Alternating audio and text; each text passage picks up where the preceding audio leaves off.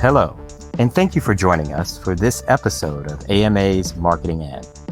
I'm your host, Bennie F Johnson, AMA CEO. In our episodes, we explore life through a marketing lens, delving into conversations with individuals that flourish at this intersection of marketing and the unexpected. We'll introduce you to visionaries whose stories you might not yet have heard of, but are exactly the ones you need to know.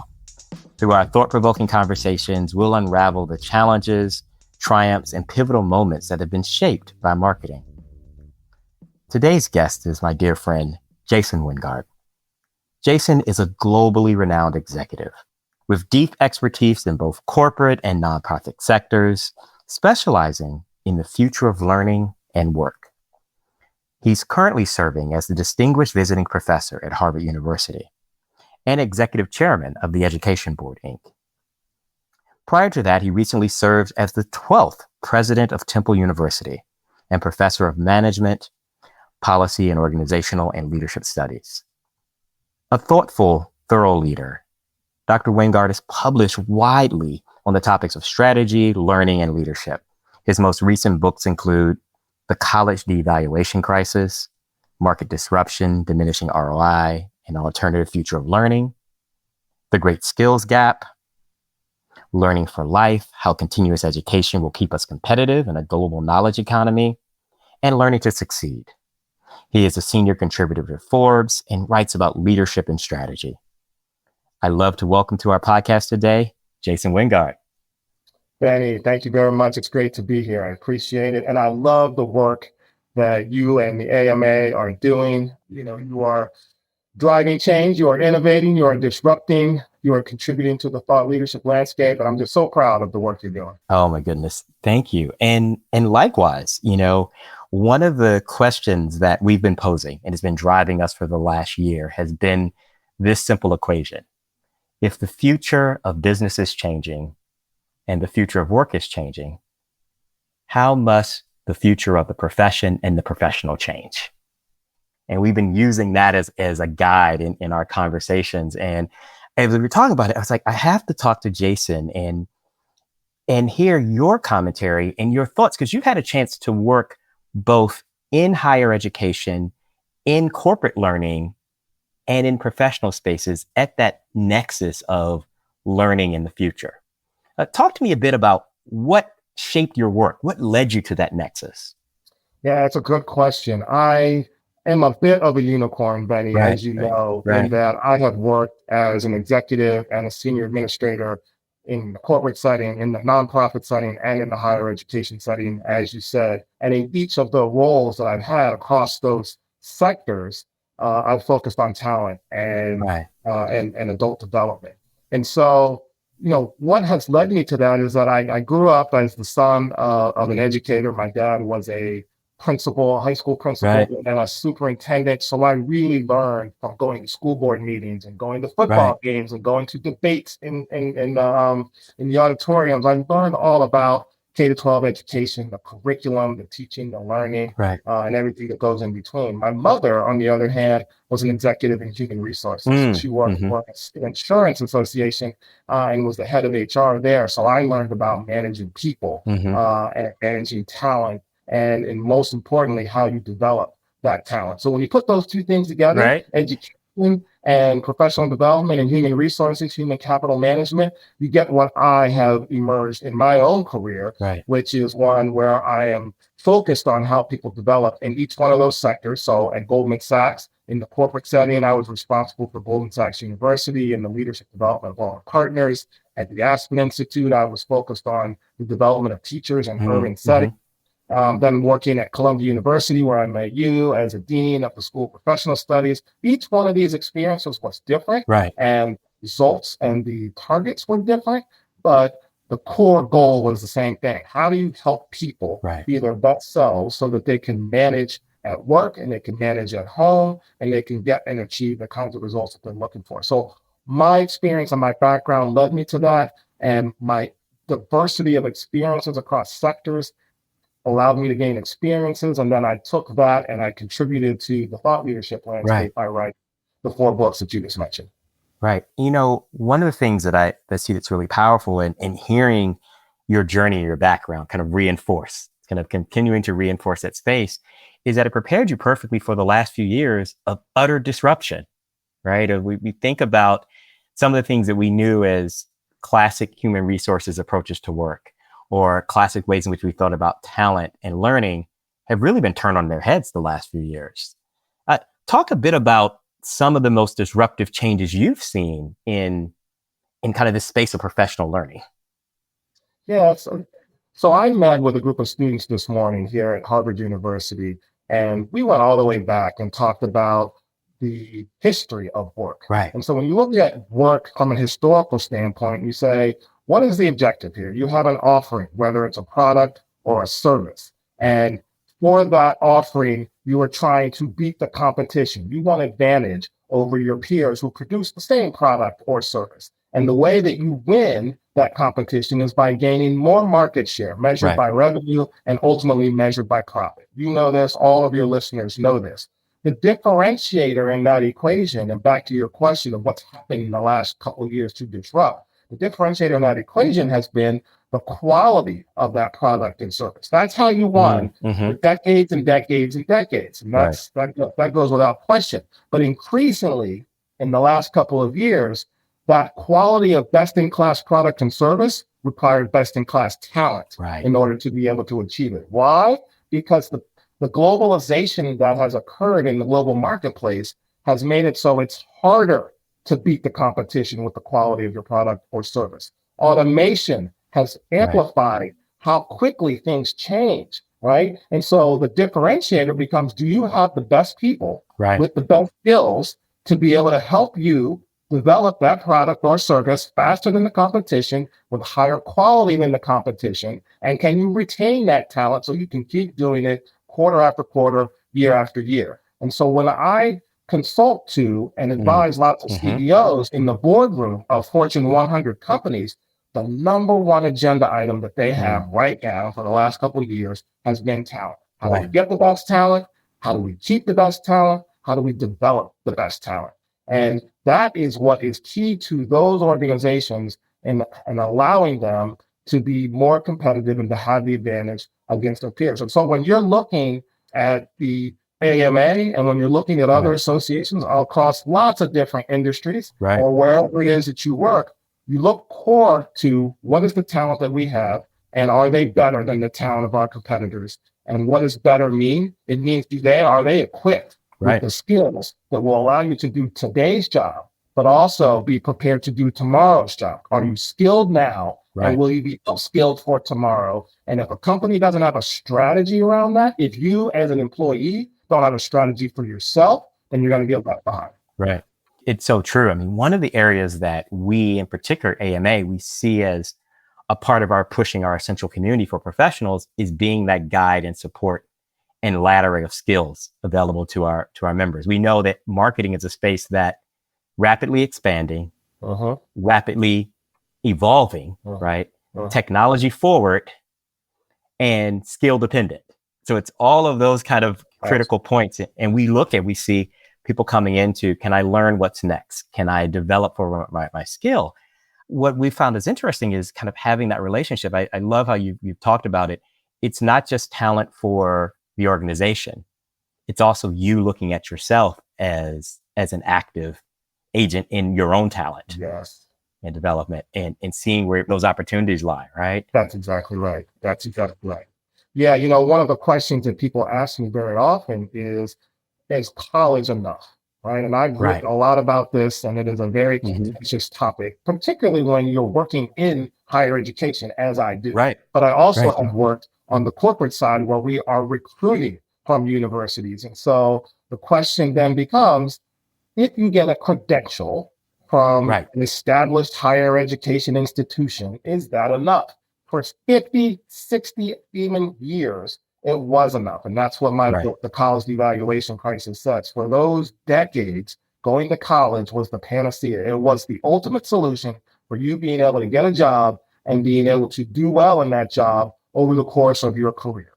Now, the future of work says you getting a credential, while it's good, while it prepares you to have good critical thinking skills, analysis, all of the soft and hard skills that you may need for today, it's not going to prepare you necessarily for everything you need for tomorrow. So you have to emerge into this continuous learning ecosystem where you are getting more and more skills on a regular basis from a variety of different sources. And so talent alone is not enough. You and I, Benny, can have all the talent in the world, and then we can have the credential from the best place in the world. Right. That's not enough either. We have to also continuously upskill ourselves. Whose responsibility is that? And I think we're going to talk a little bit about that in a few minutes, but whose responsibility is it? Is it the university's responsibility to give you what you need for a lifetime of career readiness? Is it the employer's responsibility to give you that as they hire you? Is it your responsibility as the employee to do that? Those are the questions that we are all grappling with in this talent on demand, future of work and future of learning environment.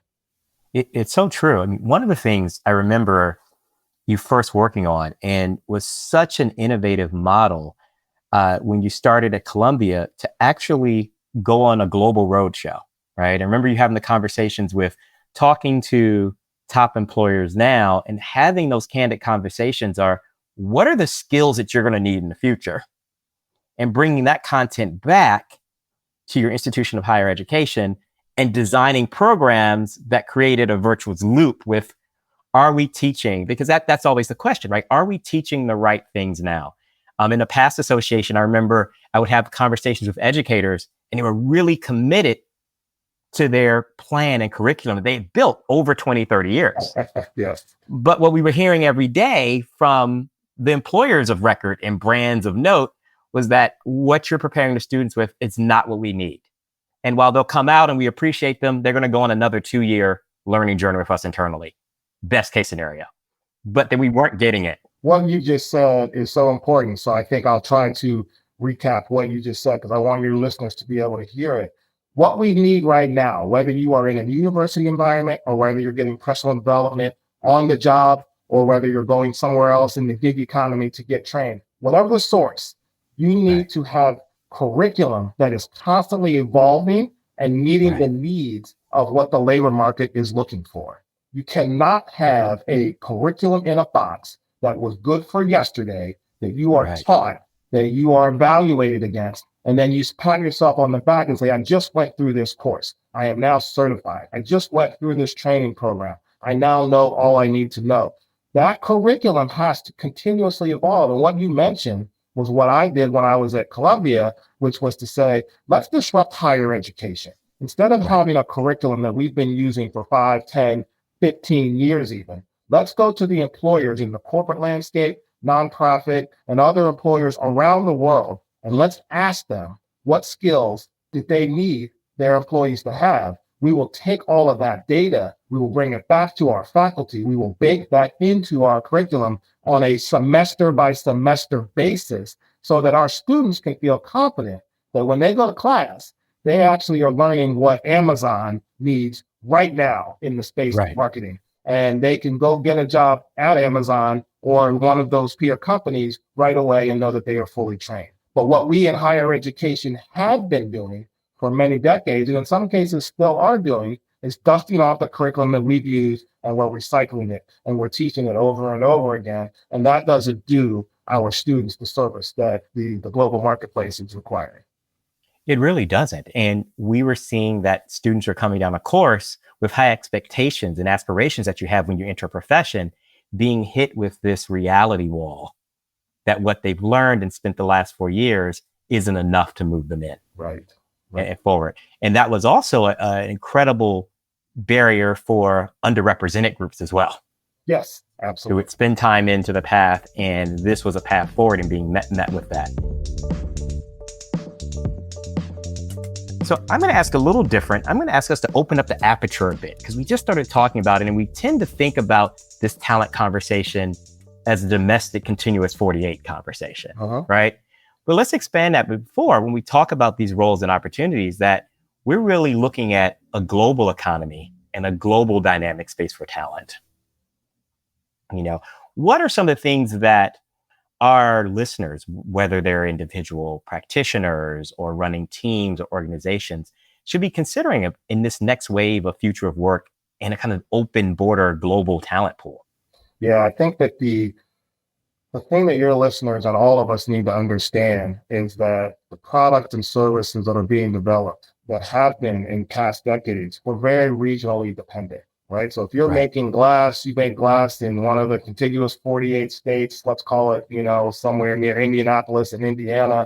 You are going to build a product, you are going to get source materials from that region, and you're going to probably by and large sell to that region. Right. But now with globalization and automation and all the technological advances that we have, now, when you are making glass, you are probably sourcing your core materials from all over the world, and you are distributing your end product all over the world. And so the contracts you have, the relationships you have, the languages that you need to know and understand, the cultural sensitivities you need to have, all open up and make you a global player and a global business. And so when you are an employee who is seeking to work for a global organization, you need all of those skills. You need people skills with global and cultural sensitivity. You need to understand how markets work in different economies, different currency, different laws and policies about how you move product and materials across boundaries, et cetera. And so you just need to be much more aware about how the world operates, what the policies are, what the politics are, what the language, the currencies, the core and raw materials. You can't just understand what's happening in your small region of the world, because that's not how business is played anymore. It really isn't. We see it every day. Everything is global. You look at small startups who are in Detroit, who supply chain operations, they're still in Detroit, taking advantage of the old infrastructure, selling product all across the globe. Absolutely. Right. And spending the space in there. So I'm going to ask a little more philosophical question. And we're both parents of kids who are thinking about college and in college and everything else. What does college mean today? Not to have you speak on behalf of your kids, but what does it mean for our students today? Yeah, I think that, and I just wrote an article, so this is a good plug. I just wrote an article in Forbes. It came out a couple of days ago, which talks about how companies are hiring fewer college graduates than ever before. And so what is the purpose of going to school? That was the article that I wrote. Right. If the data show, this is not Jason's opinion, but if the data shows that companies around the world are hiring fewer college graduates for the first time in about 60, 70 years, then is it still good to be able to go to college? Is it going to be valuable for the time and the investment that you're going to outlay, right? Financial. And I think that it is, but you have to be discerning as a high school student going to college or as a college student who's already in school, because what you want is both and. You want liberal arts education, the core learning about a wide set of readings and language and cultural understanding, all the things we just talked about with respect to how the global business world is changing. Your core education at a university will prepare you for that global marketplace. But you also need to be able to apply real skills that the marketplace needs right now, right? And so that may be logistics management. That may be computer science and programming. That may be language translation embedded in, customer service analytics. It could be anything, but you need to have some skills, and those skills need to continuously evolve as the job in the marketplace evolves. So what is it? Where can you go to school where you can get that core liberal arts education? You can also get the soft and hard skills that you need, and you can also apply and work out those skills that you are learning about while you are still in school, right? So some schools, some universities, colleges and universities are better at that. They teach you the liberal arts, they teach you soft and hard skills, and they also have partnerships out in the workforce so that you can be getting experience practicing what you need to learn so that when you graduate, you are ready to hit the ground running. But some schools, some colleges and universities are resistant to that. And they teach you the core liberal arts. And that is very valuable, as I said earlier, for gaining critical insights on how to have discourse and how to have a more global knowledge about authorship and other history about how the world has operated. But if they refuse to also give you pathways to practicing those skills, then you're going to have to get those skills somewhere else, right? And the argument, Benny, that comes is it the college's responsibility to fill that bridge for you to be able to apply your learning in the workplace. Some would say, no, it's not. Colleges and universities, their objective is to prepare people for society. And then if you want to learn specific trade skills to be able to do a job well, let the company teach you that, or you go find that from another source. That's college and university's responsibility. But then we get back to enrollment is down across the board in many of our colleges and universities around the world, right? And companies aren't hiring from them as much. So if it's not as valuable, many of those colleges and universities are saying to themselves, well, we want to be more valuable. So we're not going to replace what we have been doing because it is so valuable to us and to society, but we're going to add on those partnerships so that our graduates will get those pathways to practicing their skills in the workplace so they can get a gainful employed job. And they still also have that core curriculum that we're so proud of for many decades. It's interesting as I listen to you talk through it, it really establishes a classic brand challenge, right? In which the offering expands over because yes, you cannot do those things, but you're also showing your core customer out of the door. That's right. As opposed to, when you think about it in a university context, you are the customer as the student, you are the customer as the recent alum, you are the customer as the established alum, and you want to loop in which you're continuing to support. If you don't see value with the product, then you shift to another product. That's right. Right. In that space. And, I think it's interesting. One of our journal editors was telling me about a program they offer, classic for their liberal arts students. They can do a 2-summer boot camp in business. So you can be a literature major and do a 2-summer boot camp. And it was designed for reluctant students from moving from the liberal arts space to have a transition bridge. But it's that conversation. It's the core liberal arts education, this hyper-focused business boot camp that sets you up for internship jobs or provides another set of skills in an on-ramp to get there. That's exactly right. And so you're seeing some higher education is being disrupted.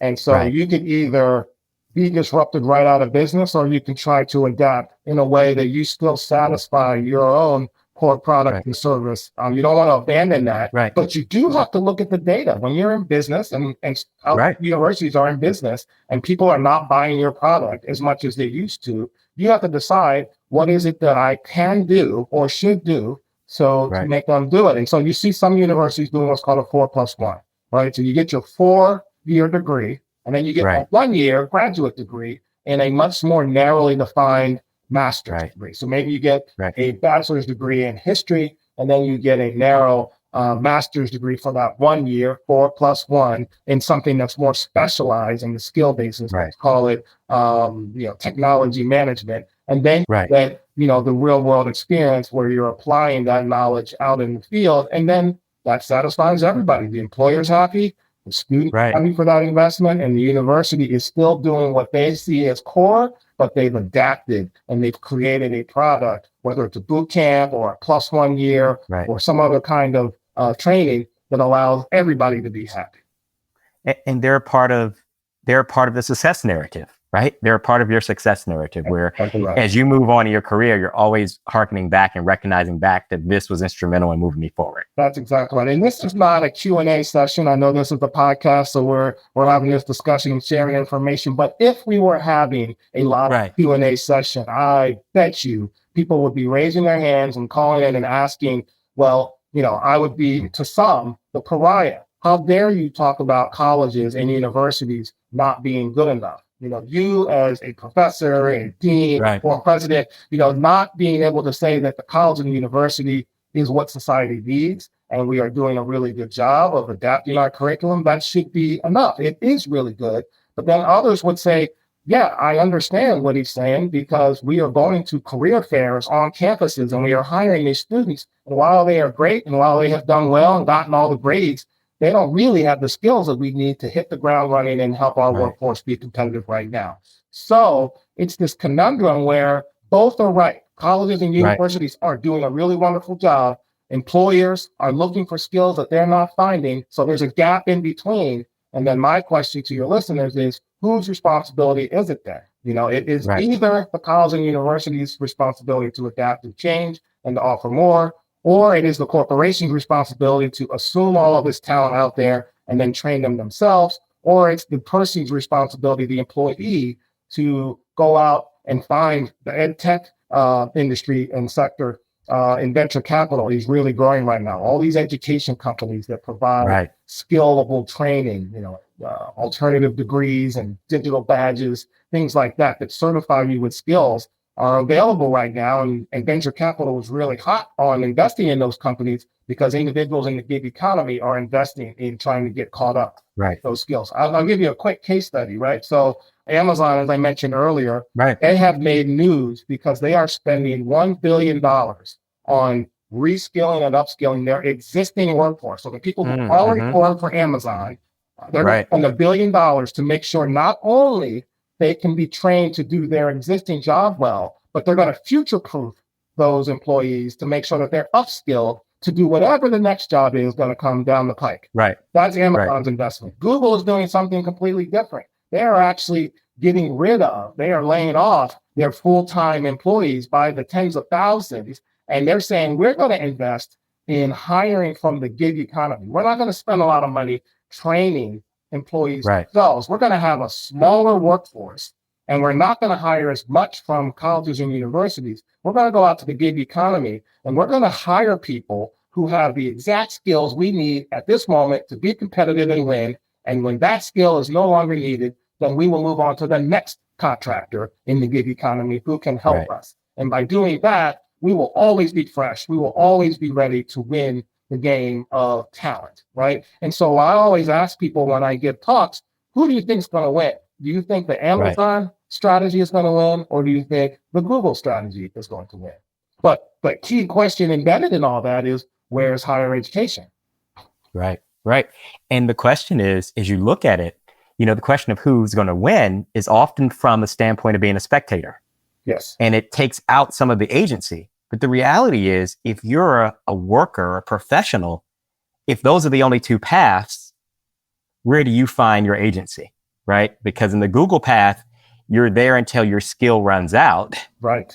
In the other path, you're there until you stop learning the new items in there. How do you create that path that makes sense for you? That's exactly right. So you're getting it, and I hope that the listeners are getting it too. It's no matter which path you go down, there is a different responsibility that employees will have in the future of work, which is you're responsible for continuously learning, upskilling, and reskilling to future-proof yourself and to make yourself valuable in today and tomorrow's economy. And your question for yourself is, where am I going to get that future-proofing skill and reskill? Am I going to keep going back and getting more degrees? Am I going to go to some of these ed tech organizations and getting certified with skillable badges? Am I going to go work in an employer that's going to train and retrain and uptrain me? But where am I going to get that? Because if I don't have it, then I render myself obsolete, and then I'm not going to have a job. See, everybody's worried when we talk about the future of work, about technology. Automation is going to take my job. That is not true. Automation is taking over